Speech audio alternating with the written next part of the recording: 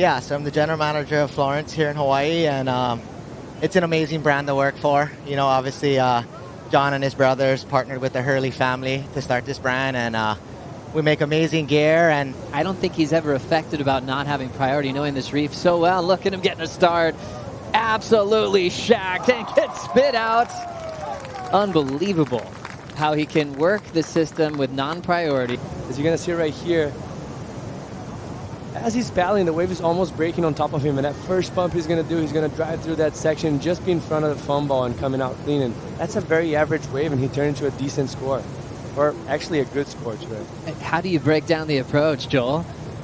yeah, you know, like Jesse said, John's positioning out here is second to none, you know, and obviously we all know there's a lot of sand on the reef right now, and for him, for the rest of the heat to not look at that wave, and John be in the perfect position to probably get the best wave of the day was pretty insane. And that's what John does. You know, he's been doing this for a very long time, and he knows exactly what he's looking for before he even goes out there. Just never gets old, does it? The thousands of barrels he's had out here in his backyard. Here's the split. Centeo, take us through this one.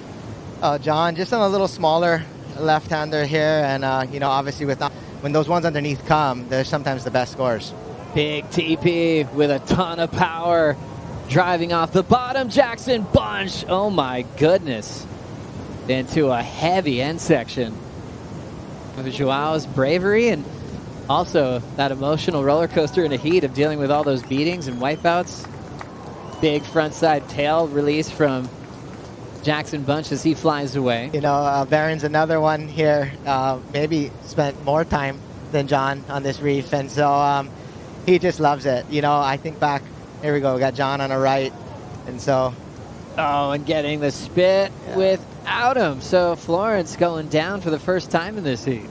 And John and those guys didn't even look at it, and so looks like a decent score to start this heat. Nice lunging bottom turn, but wow, it stretched out quick on Jackson Bunch. Jackson now with 3 waves against John. His best of 4.83, needing an 8.67 now to take the lead, so he's out of the combo. You know, like, it's not easy to find out wave and not think that John's not going to better his 5-point ride. This thing cupping out nicely in total control. John pulls up and under with his head down, lets go of the rail. But you could tell, you know, he always makes it look easy, but there's a lot of energy off that inside rail in the face.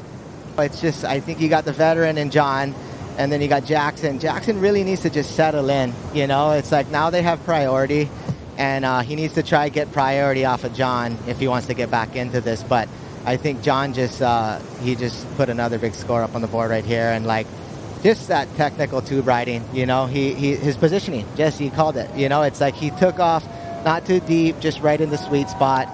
Almost purposely, like, airdrops a little bit, and then just right there, that little pump.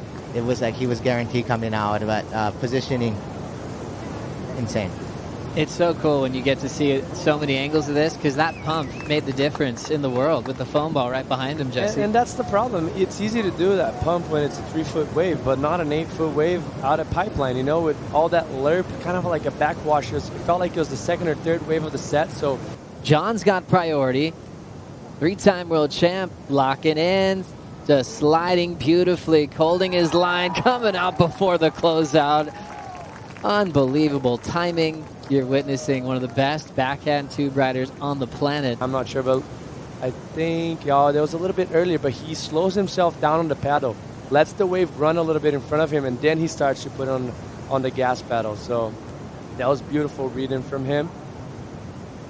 And he's gonna probably like disappear right here. Yeah, he disappears from the angle that we had, but that was such a deep wave. You're gonna see the spit coming out with all the energy off the barrel coming out, and he somehow squeezes in on that inside rail on his toes, which is very critical to do.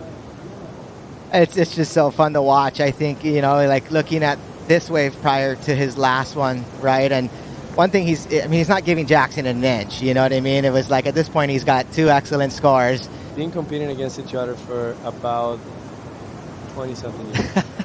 This is going to be very fun to watch. That's a classic. Here's John. He might throw a little rotator for us.